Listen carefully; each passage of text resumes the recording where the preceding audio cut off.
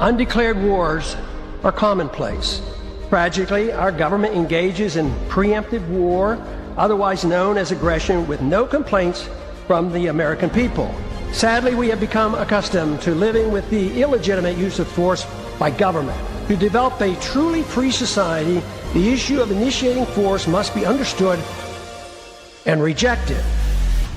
What if sometimes, to love your country, you had to alter or abolish the government? What if Jefferson was right? What if that government is best which governs least? What if it is dangerous to be right when the government is wrong? What if it is better to perish fighting for freedom than to live as a slave? What if freedom's greatest hour of danger is now?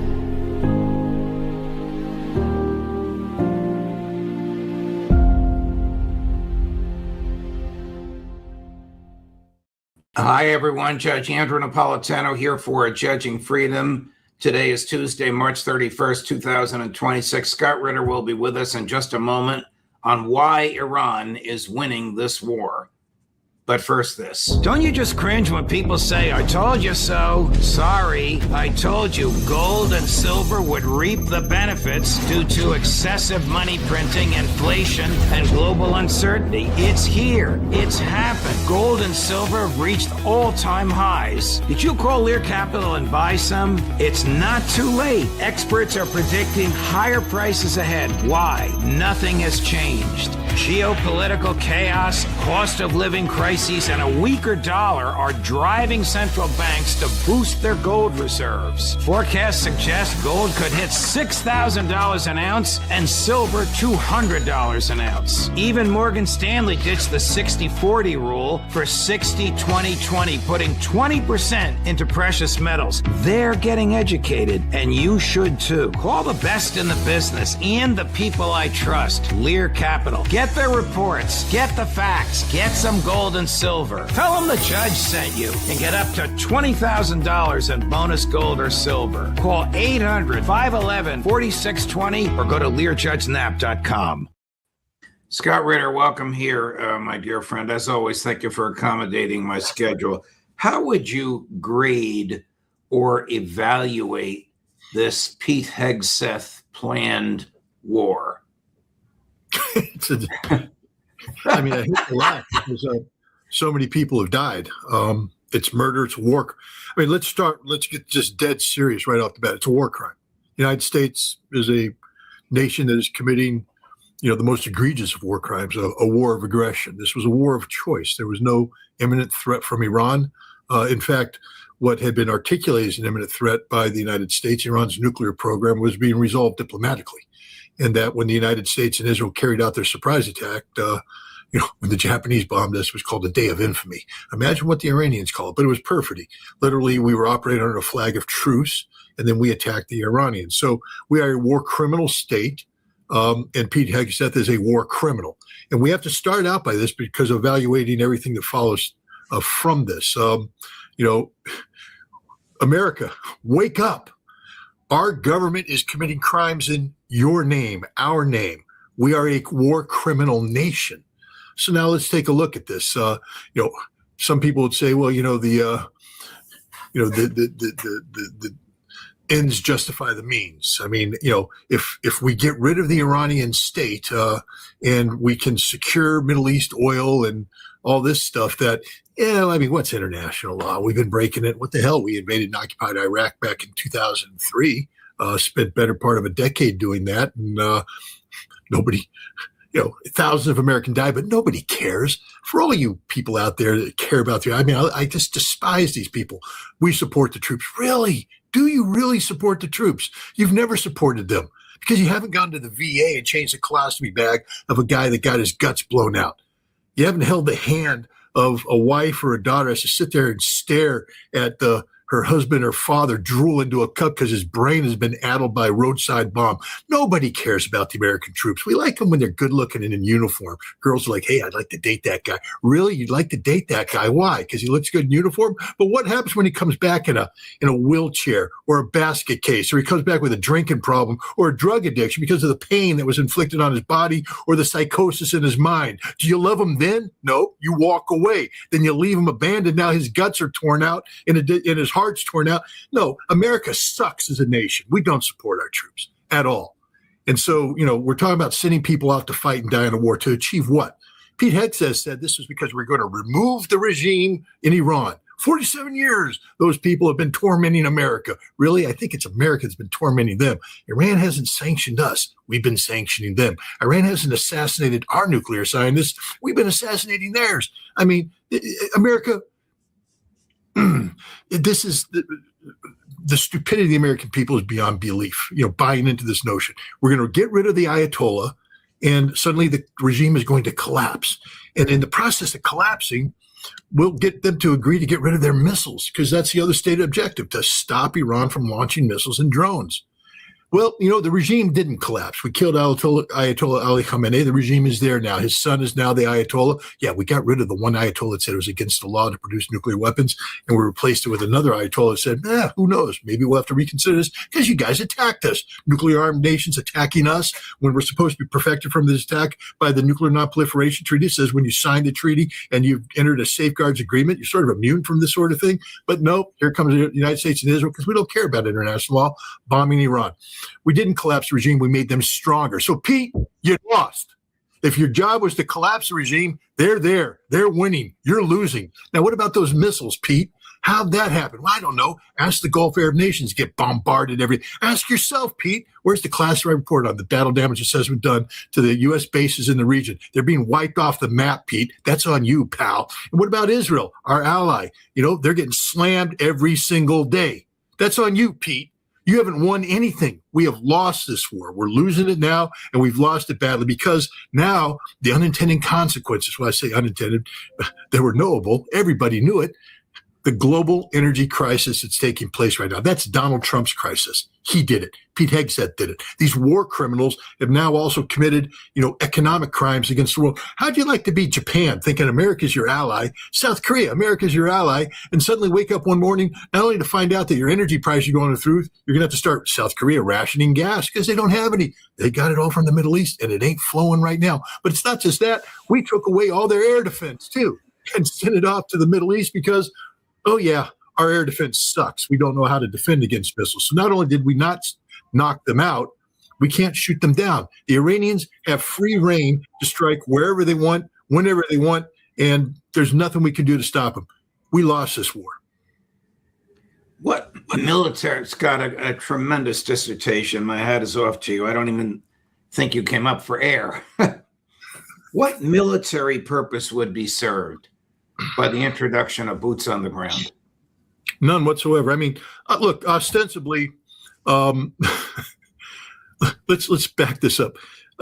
In Trump's first term, the Iranians shot down one of our Global Hawk, I think, drones, big drone, got shot down over the Strait of Hormuz for theoretically flying into Iranian airspace. And Trump, being the blustering fool that he is, said he wanted to bomb them in return. And the Pentagon said, hey, boss, we may have stranded into their airspace, but I don't know, we're America. You can't shoot down our drones. We have to punish them. So they drew up a plan to strike Iranian air defense sites, the ones responsible for shooting it down. But the Pentagon said, hey, you hit them, we're going to start a sequence of events. It's going to finish with them blowing the hell out of all of our bases, knocking the crap out of everything else, and there's nothing we can do to stop it. We don't have the forces arrayed for this. And they said, here's the important part. In order to defeat Iran, we would have to come in with about 900,000 troops. It would take us easily 9 months to 1.5 years to assemble these troops. And even once we assembled them, there's no guaranteeing we would get them across the beach, because this ain't going to be Desert Storm, where American troops are flying into airfields where nobody's attacking them, or landing in ports where nobody's attacking them. The Iranians will be destroying all the infrastructure, and they have missiles that can hit our ships as they come close to shore. You may not want to start this thing, boss. And Trump wisely refrained from striking. So now today, you got people talking about ground action. Understand that anything we're talking about, what, 10,000 troops? Guys, you can't do anything with 10,000 troops. When I helped plan, I was just a junior lieutenant time. I did the intelligence. I fixed up the intelligence assessment for the amphibious op to take Bandar Abbas, which is a major Iranian city. We went in with 60,000 Marines. That was the plan, 60,000 Marines. And then the Army was going to follow through with about 180,000 soldiers. So we have 240,000 guys on the ground to take Bandar Abbas. Major effort. We don't have that capability today. We don't have the prepositioned ships. We used to have all our stuff on ships, so we could come in with amphibious forces, seize the ground, then bring the ships in behind in the port, offload them, fly in the troops, and off they go to fight. We can't do that today. We don't have any of this capability. We'd have to mobilize troops. It takes us 6 months to get a single heavy army brigade out of its base in the United States, ready for deployment, to ship down and go off to Europe to do its little rotational duty. Now you want to talk about moving hundreds of thousands of troops to them. We don't have the shipping to do it. We don't have anything left. We suck as a military. People need to understand this. So now what have we done? We're going to send in 2 Marine expeditionary units. Yay, battalion landing teams, the Thundering Herd and Dark Horse. These are legendary Marine units, but Marines aren't immortal. And you put them on a beach without appropriate support, they're going to die. We put multiple battalions across the beach at Iwo Jima to take on the Japanese. Now, we're going to take card with two Marines, and where's the reinforcement? So the Marines are going to come in, do an assault. Think Tarawa for a second, guys. Study it up. Marines waiting 1.5 miles, chest deep water, getting machine gunned down. They finally get to the beach and assault through. Thousands died. Where's the reinforcements? There's no more Marines there. Oh, the paratroopers are going to come in. You guys ever think about airborne operations? They jump in with what they have. What happens when they run out of ammunition and you can't resupply them because everything's getting shot down or the drones are coming in and hitting them? They all die. They tend to surrender. Think the British, Arnhem, A Bridge Too Far. You might want to look at that movie. What happened to the first British airborne divisions? What's going to happen to any paratroopers we send in? This ground invasion stuff is nonsense. So the Rangers are going to come in. Really? The Rangers aren't that good, first of all. A bunch of young kids with shaved heads who prove they could do a bunch of tough stuff, but they're not that good at fighting. And they're going to go in and do what? Die. That's what they're going to do. Die. Delta Force. Delta Force went scud hunting during Desert Storm. Every insertion was detected by the Iraqis. Every Delta Force team that went on the ground was running for its life in the first hour it was on the ground. That's how good Delta Force is. Now we're going to go into Iran, which has many, many more troops. We don't have a plan. This is Pete Hegseth making it up as he goes along. The fact is that we're mobilizing these forces now means we didn't think about it up front. So now we are reacting. And when you're reacting, now we come into Colonel John Boyd, the decision-making cycle. The OODA loop, observe, orient, decide, act. Fighter pilots, because that's how you shoot people down. The Marine Corps adopted as part of our maneuver strategy. You want to get inside the enemy's decision-making cycle so that you're acting, they're reacting. And when that happens, you win 100% of the time. Guess who's reacting? The United States. The Iranians own our decision-making cycle. Wow. Are we negotiating, or is Trump making this up? He's making it up. The Iranians aren't negotiating. Judge, again, I'm laughing because it's mind-boggling. Hollywood couldn't come up with a script like this. I mean, people would read the script and go, no, this would never happen. That's unrealistic. No diplomat would ever do that. And no nation would allow itself to be fooled twice. Donald Trump in June 2025 said, hey, let's have a nuclear deal. The Iranians went, we're ready, negotiate in good faith. We're going to go to bed on Friday night, work Saturday, Sunday. On Monday, we'll show up and we'll conclude this deal. They went to bed Friday night. Bam, bam, bam. Assassinated by Israel using U.S. intelligence. Trump bragged about it. Not making this up, guys. That's what we did. Perfidy. Now we come to this one. And Trump said, we want a deal. And the Iranians went, okay. And they sat down and they made a deal. They actually had a deal ready. People were flying into Washington, D.C. to get it signed off on when, boom, boom, boom, boom, boom. There we go again. Surprise attack, perfidy. The Iranians are done. The Iranians have shown so much restraint over the course of the past years. They haven't gone full bore. But now they said, it's all bets are off, guys. We're taking everything out. You want to play this game? We're going to take it all out. Wait till they start hitting the desalinization plants. They already hit one in Kuwait. When they take them out, there won't be a single nation left. I mean, I love the United Arab Emirates, those fat, stupid Arabs with all their oil money, ruling over a country where 85% of the population isn't Arab. They're foreigners coming in. 85% of their military are mercenaries, the Sparta of the Middle East. And they're sitting there talking big and bad. Your desalinization plants are about to go boom. And when that happens, you won't have anybody left in your pathetic little country. All you'll have is a bunch of sand, and good luck. You'll have some oil. You can drink that maybe, but that's it. You won't be drinking water unless it's salt water. Then you'll die. That's what's going to happen to the totality of the Gulf Arab states if this war continues. And it's on Donald Trump, and it's on them because they're sitting there playing the victim. We didn't want anything to do with it. BS. You gave safe haven to American troops that were then used to attack Iran not once but twice in the past year. And you want to pretend you're innocent? No, you're paying the price. The only way you get out of this is to kick the United States out, which is one of Iran's principal negotiating positions. But they're not negotiating. They just said, you have to get the hell out of here. This isn't a game of us sitting down at the table. Who are they going to sit down with? Steve Witkoff, Jared Kushner? No, they're the same guys they sat down with the first and second time. They're not going to do that.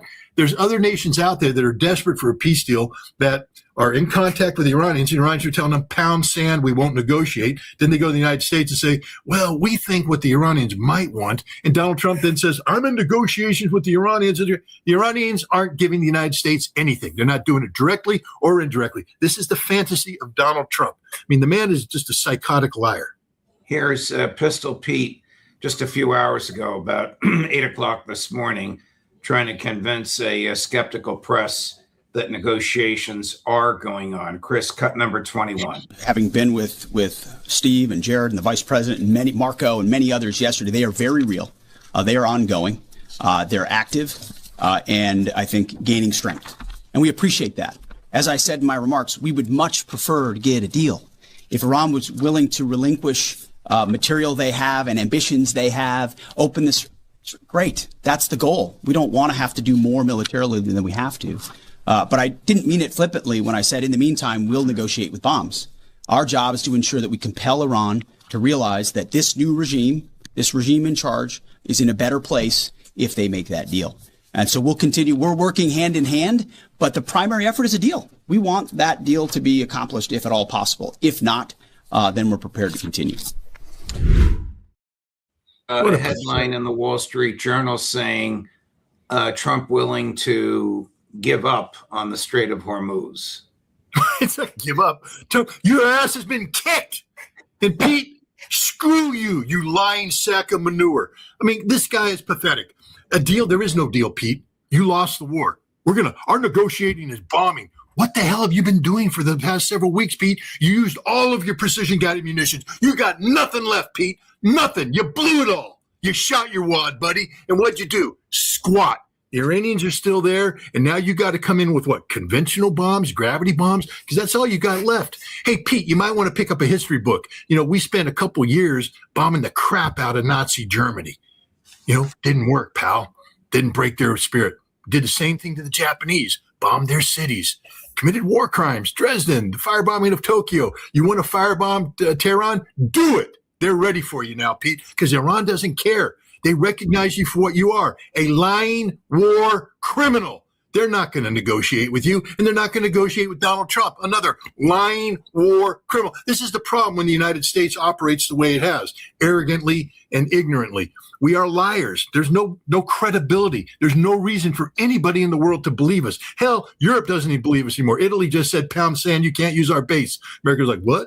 I thought we could use those bases. Hey, good planning, Pete. You never thought about your European allies, did you? You might want to check that box off, saying secure European support before going to war with Iran, where we require European support. Now, Spain, I'm just telling you, when I flew out to the Gulf War, landed in Spain, going there, landed in Spain, going back, because Spain's an important intermediary stop. Not anymore. Sigonella, Italy. Nope, can't use that anyway. Brindisi, no, it's all gone. You didn't secure the European support before engaging in your illegal war of aggression. And now Europe's telling you to pound sand, and you got your feelings hurt, Pete. You and Marco Rubio are like, oh, NATO didn't come to our assistance. NATO isn't going to participate in your illegal war of aggression, especially the one that is crushing their economies right now, and you failed to coordinate with them. I mean, this is literally, we're talking about the most amateur criminal-minded idiots in the world. At least Dick Cheney wasn't incompetent. I can see you're on fire, but this is actually going to raise the heat a little bit. This is also Hegseth from this morning. Chris, number 17. As far as President Trump and boots on the ground, I don't understand why the base, which they have already, they understand, wouldn't have faith in his ability to execute on this. Look at his track record of pursuing peace through strength, America first outcomes. What he's simply saying, and it's exactly true, and I've said from this podium too, we're not going to foreclose any option. You can't fight and win a war if you tell your adversary what you are willing to do or what you are not willing to do, to include boots on the ground. Our adversary right now thinks there are 15 different ways we could come at them with boots on the ground. And guess what? There are. So if we needed to, we could execute those options on behalf of the President of the United States and this department. Doesn't know what he's talking about. Hey, Pete, you got 15 ways to go into Iran? They got 31 independent autonomous military districts. So let's just say your 15 ways takes out 15 of them. They got 16 left, Pete. I mean, your math sucks, Pete. This is what happens when you have a clown that's been promoted to the Department of Defense, which is, he calls, Department of War. Pete can't wage war, doesn't know how to wage war, never did wage war. I mean, he went in there and did low intensity conflict on a limited basis. He's no war hero. He's a joke. And what? He couldn't even be, he'd be fired. If Pete Hegseth gave that briefing in my Marine battalion, I wasn't the commander, I was just in it. But I just tell you, I've done briefings, battalion commander. If you came up and pulled that kind of crap with that kind of semantic structure, fired on the spot. Because that is shallow as it is. There's no substance to what he's saying. He's just out there throwing platitude after platitude after platitude, saying big words, big plans. I want details, Pete. Boots on the ground. Yeah, your president is saying all options are on the table. It's not about options, Pete. It's about capabilities. All right, Pete? I mean, my God, man, stop bench pressing, stop doing push-ups and start thinking. Oh, you can't think because you're Pete Hegseth.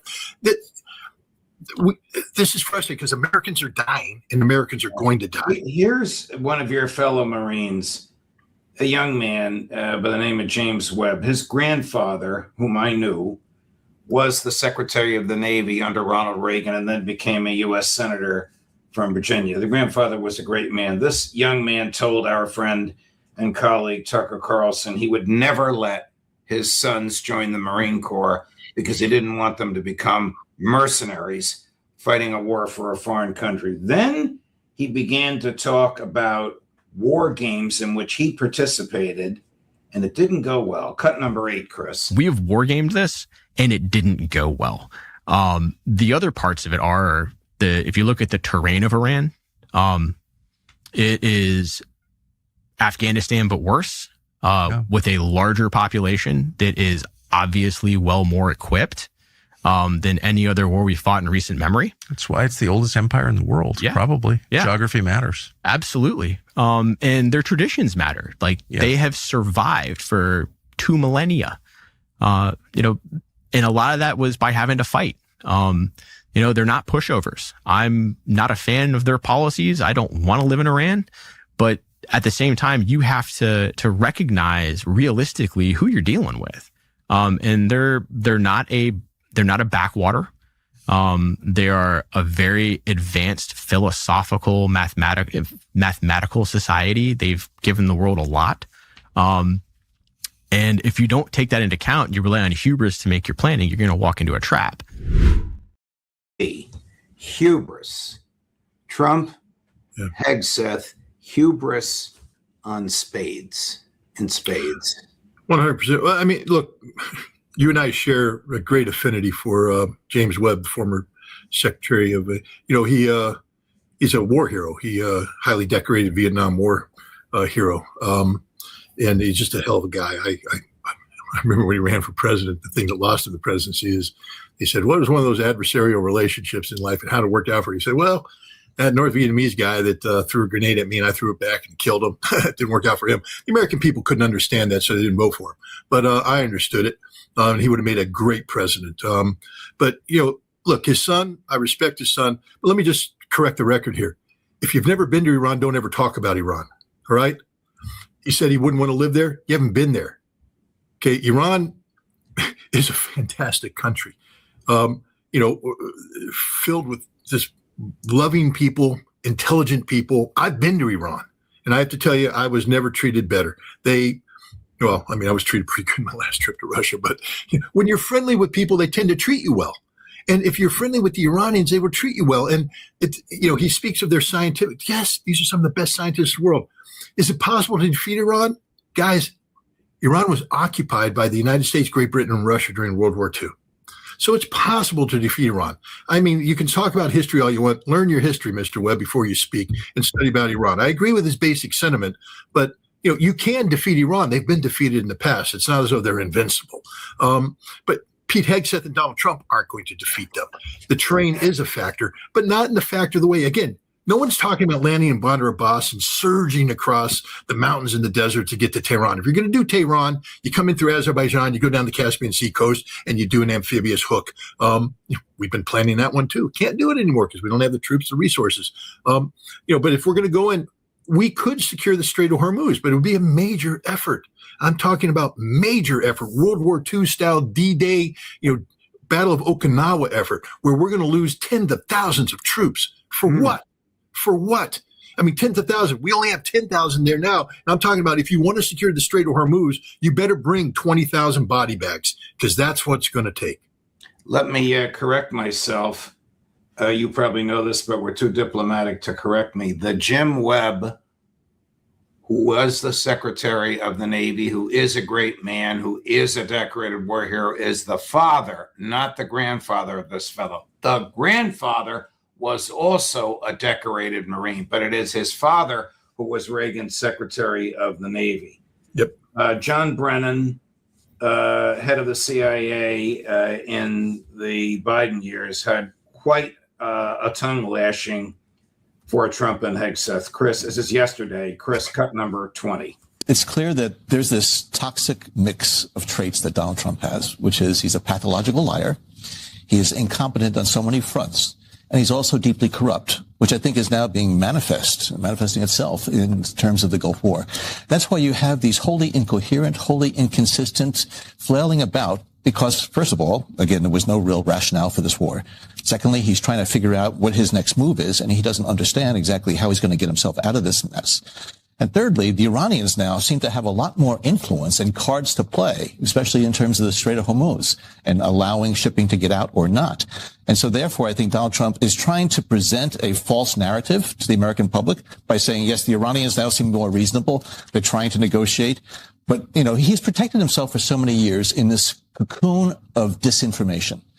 But the reality now is just penetrating and taking away that cocoon. Cocoon of disinformation is laying the ground for a summary departure. If we depart, what happens to Netanyahu and his crew? Well, first of all, let's start that having John Brennan talk about a cocoon of disinformation. This man's a lying sack of crap too. He's the guy who made up, Russiagate. He manufactured intelligence. He's the worst CIA director we've ever had. He's a man who belongs in jail for telling lies. So I really don't need to be lectured by John Brennan, who is a pathological liar himself. I guess it takes one to know one. So there, maybe he brings some of it. But John Brennan, I'll spit on him. But we don't need John Brennan to make the point that Donald Trump and Pete Hegseth are incompetent. What happens when we withdraw? What happens to Israel? Israel's going to have to pay the piper, baby. I mean, I saw, there's people posting on X, a 5-man artillery crew killed in Lebanon. They were killed in South Lebanon. May God rest their soul. What were they doing in South Lebanon? Invading. Last time we checked, Israel is Israel. South Lebanon ain't their country. And so they're invading South Lebanon, and Hezbollah is kicking their ass. I mean, literally 76 tanks destroyed in the last 48 hours. That's more than a battalion. Could you imagine? And guys, you put an American tank battalion, it gets annihilated. There'd be hell to pay here. This is what happened to Israel. They can't beat Hezbollah. They're getting the crap kicked out of them, and Iran is pounding them to death. Israel is going to have to get rid of Netanyahu and get a government capable of making peace. And the key aspect of that peace will be one of the principal Iranian demands, a Palestinian state. This is what happens when you lose wars. There are consequences of losing wars. And here, Israel will have to accept a Palestinian state, and the United States will have to get the hell out of the Middle East. Wow. If there are boots on the ground, if this ill-advised suicidal land invasion takes place, will the IDF invade as well, or will it be all American? Can't invade. I mean, the IDF sucks. They're not very good at what they do. They get killed when they face competent fighters. They got that crap beat out of them in Gaza. Hamas didn't roll over. Yeah, Hamas got pummeled because, it takes a lot of courage to fly an airplane over undefended airspace and drop bombs on women and children and other people. So no, Israel sucks. When it comes to actual fighting, closing with and destroying the enemy through firepower maneuver, the Israelis aren't very good at it at all. Just look at what's happening. They got the crap handed to them by Hezbollah back in the 1990s. They had to withdraw in 2000. They got the crap beat out of them in 2006. They got the crap, 2006. They get the crap beat out of them last year, getting the crap beat out of them now. They're not any good. And now you want them to do what? Move close with Iran? Bring it on. The Iranians would love a chance to slaughter the Israel. This is why the Israelis are having problems, because they're mobilizing their fat, stupid, incompetent reservists who don't want to do anything. They want to be living in their air-conditioned home doing IT technology. They don't want to be out there getting dirty and fighting and killing. That's not what modern Israelis do. These aren't very good warriors. They like to wear uniforms that are very tight so they pretend they can posture and look good. I've been there. I know. I've seen them. But they're not very good at fighting. They don't know how to fight, because to fight and be effective in fight, I just came from Chechnya. Those Chechens can fight. Why? Because they're willing to die.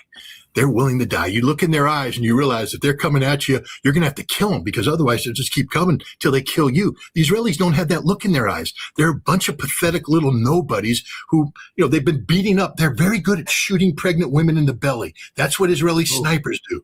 They're not very good at actually beating people. And you want to get with Hezbollah, the Radwan Special Forces, who will eat you for breakfast, and then you want to say you want to go on and fight the Iranians on Iranian territory? Israel would never get across the border. They wouldn't make it. They'd all retreat. They have reservists right now that are refusing to be mobilized because they know that if they go to southern Lebanon, they ain't coming home. And you're going to send them to Iran. There will be no Israeli forces. There might be some special operations forces to go in and do a raid here and a raid there. But in terms of the mainstream combat units, they suck. They're not any good, and they're never going to make it outside of Israel. One more clip before we finish. Did you know that God is on the side of the Americans? I want you to tell me how your troops, your colleagues would have reacted if the Secretary of Defense said this. Chris, cut number 9. Almighty God, who trains our hands for war and our fingers for battle, you who stirred the nations from the north against Babylon of old, making her land a desolation where none dwell. Behold now the wicked who rise against your justice and the peace of the righteous. Snap the rod of the oppressor, frustrate the wicked plans, and break the teeth of the ungodly.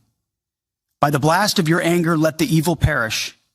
Let their bulls go down to slaughter, for their day has come, the time of their punishment. Pour out your wrath upon those who plot vain things and blow them away like chaff before the wind.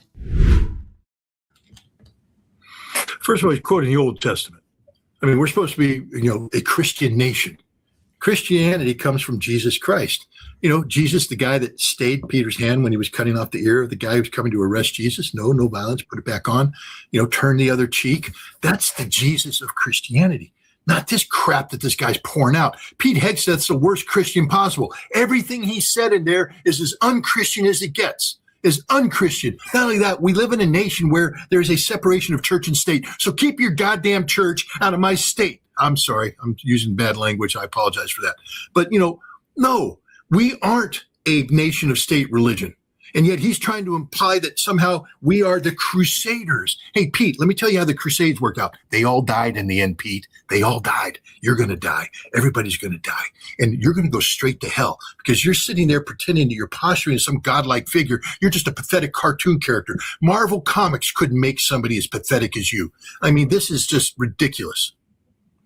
Scott Ritter, thank you, my man. Scott on fire, as a bunch of the chatters have been writing. Your audience is enormous and deeply appreciative, and not the least of whom is your humble host right here. Thank you, Scott. All the best to you. Happy Easter to you and your family. Well, we celebrate the Orthodox Easter. So, so this Sunday is what? Palm Sunday for you? And Easter's the following Sunday? It's for my wife, yeah. For me, I just do whatever she tells me to do. God love you. All the best to you and your family. Okay, thanks. Thank you, Scotty. Wow. What a tour de force, as only Scott Ritter can do. Coming up at 2 o'clock, a hard act to follow. Coming up at 2 o'clock is Matt Ho. If you want to hear my thoughts on personal liberty in a free society, you'll get a new one of these every week. We just recorded it yesterday. They're about 6 or 7 minutes long. It's just me, audio only. So catch it on Apple Podcasts, iHeart, Amazon, Spotify. Judge Napolitano Weekly. Thank you for watching. We'll see you at 2 o'clock for Matt Ho. Judge Napolitano for Judging Freedom.